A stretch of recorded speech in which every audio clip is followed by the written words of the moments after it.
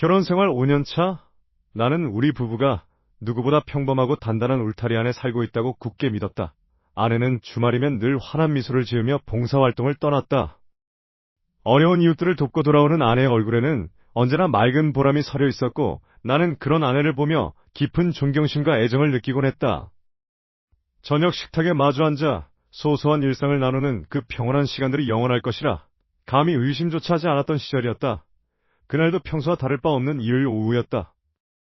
아내는 여느 때처럼 봉사활동을 다녀오겠다며 나섰고 나는 혼자 집을 지키다 문득 얼마 전부터 삐걱거리던 아내의 조수석 문짝을 고쳐야겠다는 생각이 들었다. 낡은 나사를 조이고 틈새 낀 먼지를 털어내기 위해 조수석 시트 밑으로 손을 깊숙이 밀어 넣었다. 그저 평범한 청소였다. 그런데 손끝에 무언가 딱딱하고 얇은 종이 같은 것이 걸려 나왔다. 처음에는 그저 주차 영수증이려니 했다. 무심코 집어든 그것은 빳빳한 코팅이 된 작은 명함 크기의 카드였다. 그런데 자세히 들여다보는 순간 내 심장이 덜컥 내려앉는 기분이 들었다. 그건 아내가 자주 가는 봉사센터의 명함도 우리 동네 주차권도 아니었다. 낯선 번호 하나가 큼지막하게 적힌 어디선가 본 듯한 디자인의 호텔 발렛 주차 카드였다. 이게 왜 여기에 있지? 머릿속이 하얗게 전멸했다.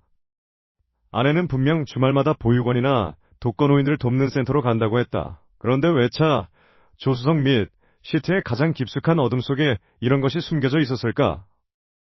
단순히 주차장에 세워둔 것이라면 대시보드 위나 지갑 속에 있었어야 정상이다. 손가락 끝이 미세하게 떨리기 시작했다. 누군가 의도적으로 시트 및 깊숙한 곳에 밀어넣은 듯한 그 카드를 바라보며 나는 지난 5년간 내가 보아온 아내의 맑은 미소 뒤에 숨겨진 또 다른 얼굴이 있는 것은 아닌지 의심하기 시작했다. 봉사활동이라는 그 성스러운 이름 뒤에 무엇이 감춰져 있었던 걸까? 나는 차갑게 식어가는 카드를 손에 쥔 채 도저히 알 수 없는 불안감에 휩싸였다. 평화로웠던 내 일상에 균열이 가기 시작했다. 도대체 왜 이런 은밀한 증거가 아내의 차 안에서 발견된 것일까? 이 작은 주차 카드가 의미하는 것은 대체 무엇일까? 그 작은 쪽지를 손에 쥐고 차 안에서 보낸 시간이 얼마나 흘렀는지 모르겠다. 조수석 및 평소 아내가 꼼꼼하게 관리하던 공간과는 전혀 어울리지 않는 구겨진 종이 조각 하나가 내 심장을 이렇게까지 흔들어 놓을 줄은 몰랐다. 오늘 정말 즐거웠어라는 문구. 그 뒤에 적힌 낯선 번호. 손가락이 미세하게 떨렸다.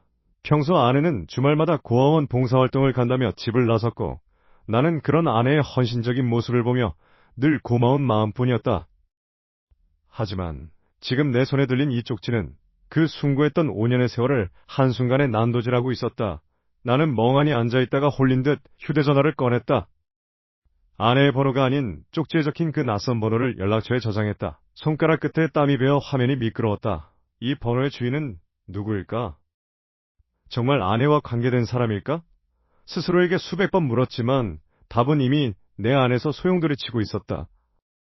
나는 떨리는 마음을 억누르며 쪽지에 적힌 문장을 그대로 메시지 창에 입력했다. 오늘 정말 즐거웠어. 전송 버튼을 누르는 순간 심장이 귓가에서 쿵쾅거리는 소리가 들릴 정도였다. 1분, 2분, 시간이 멈춘 듯 했다. 혹시나 잘못 보낸 거라면 어쩌지? 아니, 만약 정말로 그녀가 이 번호의 주인과 은밀한 관계라면? 짧은 정적 뒤에 스마트폰이 요란하게 진동했다. 화면에는 낯선 번호로부터 온 회신이 떠 있었다. 나도 다음엔 더 긴 시간 함께할 수 있으면 좋겠네. 지난번 그곳은 조금 아쉬웠잖아. 등골이 서늘해졌다. 지난번 그곳이라니. 메시지를 읽는 동안 숨이 턱 막혔다. 아내는 분명 주말마다 아이들과 시간을 보내고 봉사활동을 하며 몸이 지쳐 돌아온다고 했다. 그런데 지금 이 메시지는 무엇을 의미하는 걸까? 나는 떨리는 손으로 답장을 보내려다 멈췄다. 더 이상 아는 척을 하면 상대가 눈치를 챌지도 모른다는 본능적인 경계심이 발동했다. 그 순간 지난 몇 달간의 기억들이 주마등처럼 스쳐 지나갔다. 아내는 최근 들어 부쩍 야근이 잦았다. 프로젝트 마감 때문에 바빠서라며 피곤한 기색으로 늦은 밤 현관문을 열던 그녀의 모습. 그때마다 나는 그녀를 안쓰러워하며 따뜻한 밥을 차려주곤 했다. 하지만 지금 생각해보니 그녀에게선 늘 미묘하게 낯선 향수 냄새가 났던 것 같다. 평소 아내가 즐겨 쓰던 꽃향기가 아니라 조금 더 묵직하고 남성적인 스킨향이 섞인 듯한 그 기분 나쁜 냄새. 나는 그걸 단순히 향수 탓이라 치부하며 애써 무시해왔었다. 지금 이 메시지를 보낸 이가 아내가 그토록 바쁘다며 핑계를 댔던 야근의 실체인가? 아니면 주말마다 사라졌던 그 봉사활동이라는 명분의 진짜 주인공인가? 가슴 깊은 곳에서부터 뜨거운 분노가 치밀어 올랐다. 차 안의 공기가 차갑게 느껴질 만큼 내 몸은 얼어붙어 있었다. 창밖으로 어둑어둑해진 거리를 보며 나는 다시 한번 아내의 얼굴을 떠올렸다. 집에서는 한없이 다정하고 헌신적이었던 그 얼굴이 사실은 누군가를 속이기 위한 가장 완벽한 가면이었다는 사실이 믿기지 않았다. 다시 한번 메시지 창을 들여다보았다. 더 긴 시간 함께할 수 있으면 좋겠네라는 문장이 마치 내 얼굴을 조롱하는 듯했다. 나는 차 시동을 걸었지만 당장이라도 집으로 달려가 그녀를 추궁하고 싶은 충동을 간신히 억눌렀다. 지금 당장 가면 모든 게 파국으로 치달을 것이다. 집에 돌아가면 아내는 또 아무 일 없었다는 듯 웃으며 나를 반길 것이다. 그런 그녀를 보며 나는 무슨 표정을 지어야 할까? 도대체 봉사활동이라던 그 시간 동안 그녀는 누구와 어디에서 무엇을 하고 있었던 것일까? 정말로 그것이 봉사활동이 아니었다면 지난 5년 동안 그녀는 대체 어디를 헤매고 다녔던 것일까? 주말 아침 창밖으로 내리쬐는 햇살이 유난히 야속하게 느껴졌다. 평소라면 아내와 함께 느긋하게 브런치를 즐기거나 동네 공원을 산책했을 시간이다. 하지만 아내는 어제 저녁부터 봉사활동 단체 회의가 있다며 분주하게 채비를 마쳤고 지금은 집을 비운 상태였다. 나는 애써 평온한 척하며 아내를 배웅했지만 심장 밑바닥에서는 걷잡을 수 없는 의구심이 따리를 틀고 있었다. 지난번 차 안에서 발견한 의문의 번호, 그리고 뻔뻔하게도 나에게 오늘 정말 즐거웠어 라는 답장을 보냈던 그 상간남. 그놈이 아내의 과거 직장 동료라는 사실을 알게 된 이후 내 일상은 산산조각이 났다. 나는 주차장으로 내려가 내 차에 시동을 걸었다. 아내가 매주 간다고 말했던 그 봉사센터는 우리 집에서 차로 30분 거리다. 나는 최대한 거리를 유지하며 아내의 뒤를 쫓았다. 아내는 익숙한 듯 차를 몰았지만 센터로 향하는 갈림길에서 망설임 없이 핸들을 꺾어 도심 중심가로 들어섰다. 가슴이 철렁 내려앉았다. 봉사활동을 하러 가는 사람이 왜 번화가로 향하는 것일까? 그녀는 곧 고급 오피스텔 주차장으로 차를 집어넣었다. 나는 멀찍이 주차를 마치고 차 안에서 숨을 죽였다. 아내는 차에서 내려 아주 자연스럽게 마치 집으로 들어가는 사람처럼 당당한 걸음걸이로 로비에 진입했다. 그녀가 사라진 건물을 보며 나는 한참을 멍하니 서 있었다. 봉사활동이라니 그 순수한 단어가 얼마나 지독한 변명이었는지 깨닫는 순간 온몸의 피가 차갑게 식어가는 기분이었다. 집에 돌아온 것은 늦은 밤이었다. 현관문을 열고 들어오는 아내의 얼굴은 너무나 평온했다. 오히려 오늘 봉사가 힘들었다며 내 어깨를 툭 치고 지나가는데 그 가벼운 손길이 칼날보다 더 날카롭게 느껴졌다. 아내가 샤워를 하러 욕실로 들어가고 물소리가 들리기 시작하자 나는 마치 홀린 듯 식탁 위에 놓인 그녀의 핸드폰을 집어들었다. 손이 미세하게 떨렸다. 평소라면 꿈도 꾸지 못했을 일이다. 하지만 지금 내 앞에는 사랑했던 아내가 아닌 철저히 나를 기만해온 이중적인 여자가 있었다. 비밀번호는 우리가 처음 만난 기념일로 설정되어 있었다. 잠금이 풀리는 순간 숨이 멎는 줄 알았다. 메신저 앱을 켜자마자 상단에 떠있는 이름 하나, 팀장님, 그놈이었다. 대화창을 열자마자 쏟아지는 노골적인 애정 표현들과 오늘 있었던 일에 대한 보고들이 나를 덮쳤다. 오늘 너무 좋았어. 짐 정리 다 끝냈어? 덕분에 스트레스 다 풀렸어. 보고 싶어. 화면을 위로 올릴수록 내 심장은 갈갈이 찢겨나갔다. 이들은 단순한 외도를 넘어 마치 하나의 가정을 새로 꾸린 듯한 대화를 나누고 있었다. 욕실에서 들려오는 물소리가 멈추려 하고 있었다. 다급해진 마음으로 사진첩을 눌렀다. 그곳엔 내가 모르는 아내의 삶이 고스란히 담겨 있었다. 손이 덜덜 떨리며 마지막 사진을 클릭한 순간 나는 그 자리에 얼어붙고 말았다. 낯선 인테리어의 오피스텔, 소파에 나란히 앉아 서로의 어깨에 머리를 기대고 환하게 웃고 있는 두 사람. 그리고 그 사진의 배경에는 내가 아내에게 선물했던 커플 시계가 아주 선명하게 찍혀 있었다. 심장이 흉곽을 뚫고 나올 것처럼 거칠게 요동쳤다. 아내의 휴대폰에서 확인한 그 주소는 서울 외곽의 낡은 빌라촌이었다. 봉사활동을 간다며 매주 화사한 옷차림으로 집을 나서던 아내의 뒷모습이 떠올랐다. 그녀가 향하던 곳이 평화로운 보육원이 아니라 이런 삭막하고 낯선 골목의 한 구석이었다니.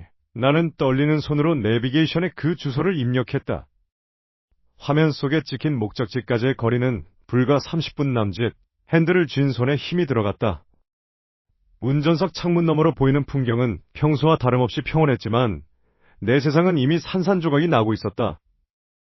5년이라는 시간, 우리가 함께 쌓아올린 신뢰와 추억들이 한순간에 신기루처럼 느껴졌다. 도착한 빌라는 낡고 조용했다.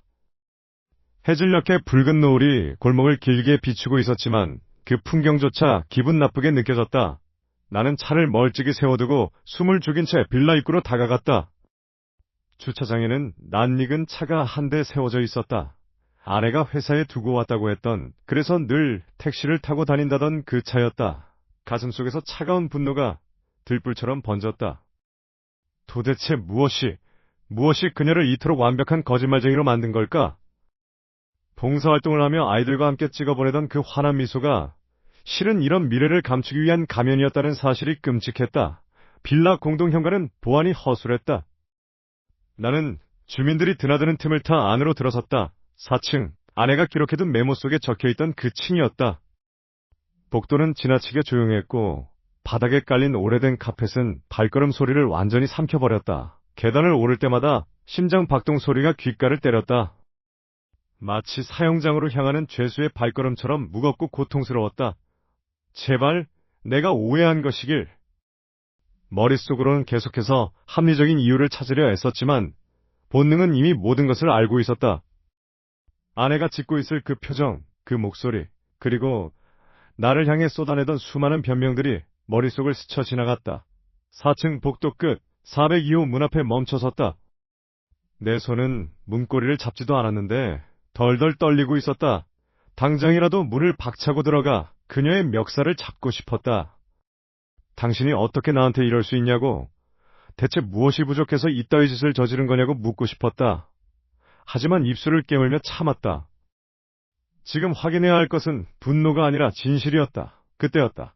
굳게 닫힌 문 너머에서 낯익은 웃음소리가 새어나왔다. 세상에서 가장 다정하고 사랑스럽다고 믿었던, 나만이 가질 수 있다고 착각했던 아내의 그 웃음소리였다. 경쾌하고 행복에 겨운 그 소리는 마치 날카로운 칼날이 되어 내 심장을 찔렀다. 문 뒤에서 들려오는 아내의 목소리는 평소보다 훨씬 더 생기가 넘쳤다. 내 곁에서는 단 한 번도 보여주지 않았던 아주 은밀하고도 끈적한 기운이 섞인 그런 웃음소리. 나는 숨을 멈추고 문의 귀를 바짝 갖다 댔다. 다음 순간 문틈으로 새어나오는 대화 소리에 나는 그 자리에 얼어붙고 말았다. 아내가 누군가를 향해 속삭이듯 말했다. 여보, 오늘 너무 즐거웠어. 그리고 이어진 결코 내 것이 아닌 낯선 남자의 낮은 웃음소리가 복도를 가득 채웠다. 거실의 공기는 무겁게 가라앉아 있었다. 시계 초침 소리가 유난히 크게 들리는 밤이었다. 나는 소파에 앉아 텔레비전을 보는 둥 마는 둥 하며 주방에서 물을 마시고 돌아오는 아내의 뒷모습을 응시했다. 5년 동안 익숙했던 그 뒷모습이 오늘따라 왜 이렇게 낯설고 이질적으로 느껴지는 걸까? 그녀는 여느 때처럼 자연스럽게 다가와 내 옆에 앉으며 화사한 미소를 지어 보였다. 봉사활동을 다녀온 사람 특유의 그 맑고 평온한 표정, 그 가증스러운 가면을 보고 있자니 속에서부터 뜨거운 무언가가 치밀어 올랐다.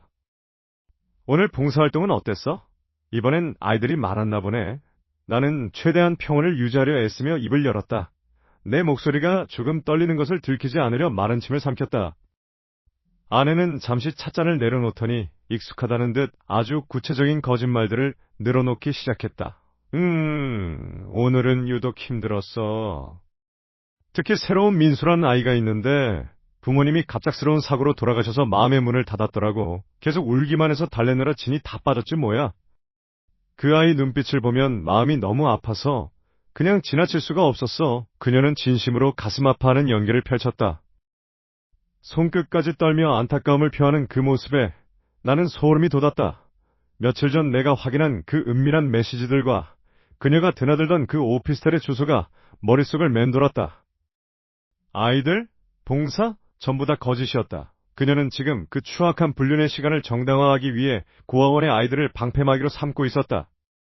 그럼 민수라는 아이는 지금 어디 있어? 도와줄 방법은 없는 거야? 나는 비꼬듯 물었지만 그녀는 눈치채지 못한 채 더 깊숙한 거짓의 늪으로 빠져들었다. 센터에서 계속 관리 중이야. 지원이 더 필요해서 다음 주에도 시간을 좀 더 내야 할 것 같아. 당신도 이해해 주지. 누군가에게는 우리의 작은 관심이 삶의 희망이 될 수도 있잖아. 그녀의 말투는 지나치게 차분했다. 더 이상 참을 수 없었다. 나는 들고 있던 컵을 테이블 위에 거칠게 내려놓았다. 탁 하는 날카로운 소리가 거실을 울렸다. 정말 민수라는 아이가 있긴 한 거야? 아니면 너만의 민수가 따로 있는 거야? 내 말에 아내의 눈동자가 아주 잠깐 흔들렸다. 하지만 그것도 잠시. 그녀는 금세 차갑게 가라앉은 눈으로 나를 응시했다. 심장이 터질 것처럼 뛰었다. 지금까지 애써 눌러왔던 분노가 혈관을 타고 온몸으로 퍼져나가는 것 같았다. 5년이라는 세월을 함께한 사람이라고 믿기 힘들 만큼 지금 내 앞의 여자는 낯선 타인보다 더 멀게 느껴졌다. 당신 지금 무슨 소리 하는 거야? 내가 하는 일이 당신 눈에는 그렇게 가식적으로 보여? 나는 내 시간을 쪼개서 남을 돕는 거야. 그게 그렇게 불만이야? 아내는 전혀 당황하지 않았다. 오히려 나를 몰아세우기 시작했다. 그 뻔뻔한 태도에 나는 헛웃음이 나왔다. 증거를 내밀고 싶은 충동이 목구멍까지 차올랐지만 나는 꾹 참았다. 지금 터뜨리면 모든 것이 끝장이다. 그게 정말 봉사라면 왜 자꾸 거짓말을 하는 거야? 센터에 연락해봤어. 너 지난달부터 거기 안 나갔다며? 결국 내 입에서 진실의 조각이 튀어나갔다. 그 순간 아내의 표정이 180도 바뀌었다. 당혹감은 사라지고 그 자리엔 차가운 경멸과 분노만이 남았다. 그녀는 벌떡 일어나 나를 내려다보며 쏘아붙였다. 당신 정말 실망이다. 어떻게 사람이 그렇게 이기적이야? 당신은 평생 남을 위해 희생해 본 적이 없어서 내가 이런 가치 있는 일을 하는 걸 견디지 못하는 거지? 정말 옹졸하고 한심해. 남의 아픔을 공감할 줄도 모르는 사람이랑 내가 어떻게 더 대화를 해? 아내의 말은 항상 그럴듯했다. 주말마다 고아원 아이들을 돌보러 간다며 곱게 화장을 하고 집을 나설 때 나는 그녀가 세상에서 가장 따뜻한 사람이라고 믿어 의심치 않았다. 하지만 지금 내 눈앞에 펼쳐진 현실은 그 모든 믿음을 처참하게 짓밟고 있었다. 심장이 쿵쾅거리는 소리가 귓가에 고막을 때릴 정도로 크게 들렸다. 골목 어귀, 가로등 불빛이 희미하게 번지는 낡은 빌라 앞. 나는 숨을 죽인 채 기둥 뒤에 바짝 몸을 붙였다. 차가운 벽면에 닿은 손바닥이 떨리고 있었다. 오늘도 아내는 평소와 다름없이 봉사활동을 간다며 나갔다. 평소라면 의심조차 하지 않았을 그 말이 오늘은 비수처럼 가슴에 박혔다. 아내가 들어간 건물은 허름한 다세대 주택이었다. 봉사활동을 하는 시설과는 전혀 거리가 먼 곳. 나는 차 안에서 시동을 끄고 무려 3시간 동안 미동도 하지 않은 채 기다렸다. 분노와 두려움, 그리고 아주 작은 희망이 뒤섞여 머릿속이 엉망이었다. 설마 아니겠지? 정말로 누군가를 돕고 있는 거겠지? 스스로를 다독였지만 그 희망은 곧이어 벌어진 상황 앞에 산산조각이 났다. 드디어 빌라의 현관문이 열렸다. 익숙한 아내의 실루엣이 먼저 보였다. 그녀는 머리를 자연스럽게 풀어헤친 채 묘한 안도감이 섞인 미소를 짓고 있었다. 그런데 그녀가 문 밖으로 완전히 나오기도 전에 뒤따라 나오던 남자의 모습이 내 눈을 의심케 했다. 오늘도 고생했어. 덕분에 마음이 한결 편해졌네. 남자의 목소리가 들려오는 순간 내 몸은 마치 얼어붙은 듯 굳어버렸다. 저 목소리, 저 말투, 나는 잊을 수가 없었다. 1년 전 아내가 자신의 회사 동료라며 소개해주었던 사람. 당시 아내는 그가 사기를 당해 힘든 시간을 보내고 있다며 우리가 조금만 도와주자고 나에게 간곡히 부탁했었다. 빚에 허덕여 당장 갈 곳도 없다는 그를 위해 아내는 종종 반찬을 챙겨주거나 그와 대화를 나누곤 했다. 나 역시 그때는 아내의 착한 심성에 감동하며 그를 흔쾌히 받아들였었다. 그 불쌍한 친구가 바로 저놈이었다. 남자가 아내의 허리를 가볍게 감싸 안았다. 아내는 거부하는 기색 없이 자연스럽게 그의 어깨에 머리를 기대었다. 다정한 연인들만이 나눌 수 있는 그 온도, 그 공기, 내 가슴속에서 무언가가 툭 끊어지는 소리가 났다. 봉사활동을 간다던 아내의 입에서 나온 그 수많은 봉사 이야기가 사실은 이 남자의 품 안에서 혹은 이 더러운 침대 위에서 만들어진 거짓말이었던 것이다. 나는 떨리는 손으로 휴대폰 카메라를 켰다. 줌을 당기자 두 사람의 얼굴이 선명하게 들어왔다. 서로를 바라보는 눈빛에는 애처로움이나 동정심 따위는 없었다. 그곳에는 오직 서로를 탐하는 욕망과 은밀한 사랑만이 가득했다. 아내가 그렇게 헌신적으로 돕겠다던 불쌍한 친구는 사실 아내가 지난 몇 년간 남몰래 키워온 불륜 상대였다는 것을 이제야 깨달았다. 배신감은 분노를 넘어 공포로 변했다. 내가 사랑했던 아내라는 여자의 본 모습이 저 다정한 뒷모습 속에 감춰져 있었다는 사실이 뼈저리게 아팠다. 숨이 가빠왔다. 이제 나는 무엇을 해야 할까? 이 역겨운 장면을 끝까지 지켜보며 내 인생을 송두리째 뒤흔든 이 지옥 같은 진실을 어떻게 받아들여야 하는 걸까? 아내가 그토록 헌신했던 도움의 실체가 결국 나의 가정과 내 순수했던 믿음을 파괴하는 가장 날카로운 무기였다니. 나는 주먹을 꽉 쥐었다. 손톱이 살을 파고들어 피가 나올 것 같았지만 그 고통조차 느껴지지 않았다. 이제 더 이상 물러설 곳은 없었다. 이들의 파멸을 지켜볼 준비가 되었다. 그날 이후 내 일상은 산산조각이 났다. 아내와 그놈 박대리가 함께 있는 모습을 내 눈으로 직접 확인하고 돌아온 밤, 집안의 공기는 평소와 다를 바 없이 고요했다. 하지만 나에게는 그 고요함이 마치 목을 조르는 올가미처럼 느껴졌다. 식탁 위에 놓인 김치찌개의 온기마저 역겨웠다. 며칠 뒤 회사로 의문의 메신저가 도착했다. 박대리였다. 부장님, 이번 프로젝트 관련해서 의논 드릴 게 있는데 예전에 저희가 같이 뵀던 그곳 기억하시죠? 거기 근처 카페에서 잠시 뵙죠. 아, 사모님께는 따로 말씀 안 드려도 되겠죠. 사모님이랑은 얼마 전에도 뵀거든요. 놈의 메시지는 노골적인 도발이었다. 나는 떨리는 손을 꽉 쥐었다. 사무실 화장실로 달려가 찬물로 얼굴을 씻어냈다. 놈은 내가 모든 것을 알고 있다는 사실을 즐기고 있었다. 회의실 구석에서 마주친 박대리는 비릿한 미소를 지으며 내 넥타이를 힐끗 쳐다봤다. 요즘 안색이 안 좋으시네요. 가정에 무슨 일 있으신가요?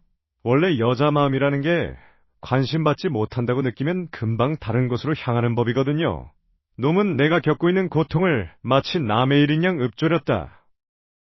자신의 우월감을 확인하려는 놈의 태도에 피가 거꾸로 솟았다. 그날 저녁 집에 돌아오자마자 나는 폭발하고 말았다. 식탁에 앉아 태연하게 서류를 검토하던 아내를 향해 나는 그동안 숨겨왔던 분노를 쏟아냈다. 박 대리가 나한테 메시지를 보냈어.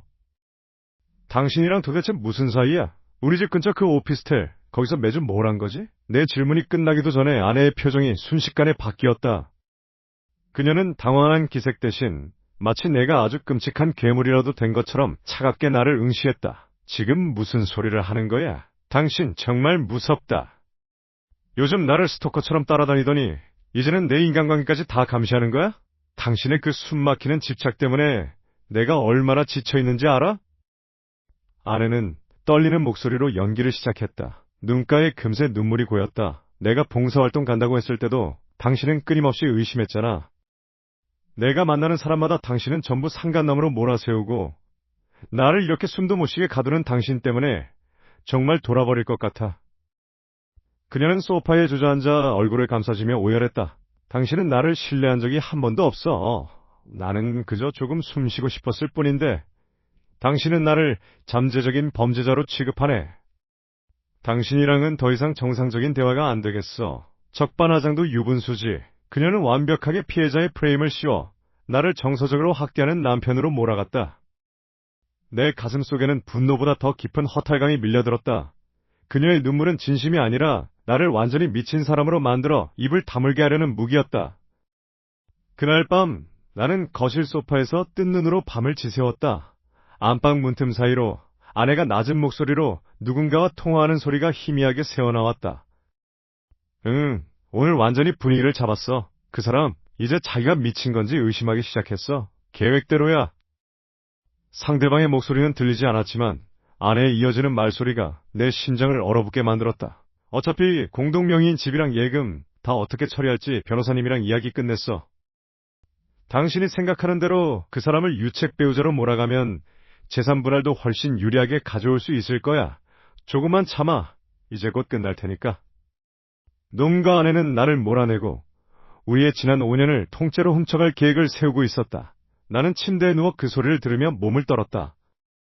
내 집, 내 아내, 그리고 내 인생이 저들의 먹잇감이 되어 이미 갈기갈기 찢겨나가고 있었다. 나는 서재로 들어가 조용히 펜을 들었다. 이제는 나도 그들이 나를 파멸시키기 전에 그들이 감추고 있는 가장 추악한 진실을 터뜨릴 준비를 시작해야 했다. 이것은 단순히 부부 사이의 불륜 문제가 아니었다. 나를 완벽하게 사회적으로 매장시키려는 저들의 사악한 음모, 그 전쟁이 시작된 것이었다. 더 이상 참을 수 없었다. 내 심장은 갈비뼈를 뚫고 나올 듯 요동쳤지만 오히려 머릿속은 얼음처럼 차갑게 식어갔다. 나는 아내가 정성스럽게 다려놓은 와이셔츠를 입고 현관문을 나섰다. 그 옷은 마치 내가 스스로 씌운 바보 같은 남편이라는 가면 같았다. 내비게이션에 찍힌 주소는 이제 외우다 못해 저주가 되어버린 그 오피스텔이었다. 주말 오후 햇살은 유난히도 눈부셨지만 내 눈에 비친 세상은 온통 흑백이었다. 그녀가 말한 봉사활동의 실체, 고아원 아이들의 웃음소리 대신 그곳에서 들려올 배덕한 미로를 생각하니 구역질이 났다. 오피스텔 로비에서 배달원을 기다리는 척 시간을 보냈다. 잠시 후 익숙한 아내의 향수 냄새가 복도를 타고 흘러왔다. 그녀는 여느 때처럼 수수한 복장이었지만 그 얼굴엔 집에서는 한 번도 본 적 없는 생기가 돌았다. 그리고 그 옆에는 내가 그토록 증오하는 상간남이자 그녀의 옛 동료인 김대리가 팔짱을 끼고 있었다. 두 사람은 마치 신혼부부처럼 다정하게 비밀번호를 누르고 안으로 들어갔다. 나는 심호흡을 한번 크게 하고 떨리는 손으로 마스터키를 꺼내들었다. 이 오피스텔 경비원에게 거액의 사례금을 건네고 미리 확보해둔 예비키였다. 찰칵! 문이 열리는 소리와 함께 닫히는 소리가 겹쳤다. 현관을 지나 거실로 들어서자마자 믿을 수 없는 광경이 펼쳐졌다. 봉사활동용 앞치마는 쓰레기통에 처박혀 있었고 아내는 김대리의 무릎 위에 앉아 와인을 마시고 있었다. 내 발소리를 듣고 고개를 돌린 두 사람의 표정이 가관이었다. 아내의 얼굴은 순식간에 잿빛으로 변했고 김대리는 비릿한 미소를 지으며 일어났다. 여보, 어떻게 여기가? 아내의 목소리가 떨렸다. 나는 아무 말 없이 거실 테이블에 놓인 가방을 걷어찼다. 그 안에서 쏟아져 나온 것은 그동안 내가 수집한 증거들이었다. 그녀가 봉사활동을 핑계로 이 오피스텔에 드나들었던 시간, 카드 내역, 그리고 두 사람이 주고받은 노골적인 메시지들이 담긴 출력물들이 바닥에 흩뿌려졌다. 봉사? 고아원 아이들? 참 대단한 봉사하시네. 남의 남편 뺏어다 즐기는 게 내가 말한 사랑이야? 내 고함 소리가 좁은 오피스텔을 울렸다. 김대리는 어이없다는 듯 헛웃음을 치며 나를 비꼬았다. 형님, 이제 와서 이러시는 거 좀 찌질해 보이지 않습니까? 당신이 아내를 얼마나 숨막히게 했으면 여기까지 왔겠어요? 이제 그만 인정하고 놔주죠. 그의 오만한 태도는 내 인내심의 마지막 끈을 끊어놓았다. 아내는 나를 보며 울먹이기 시작했다.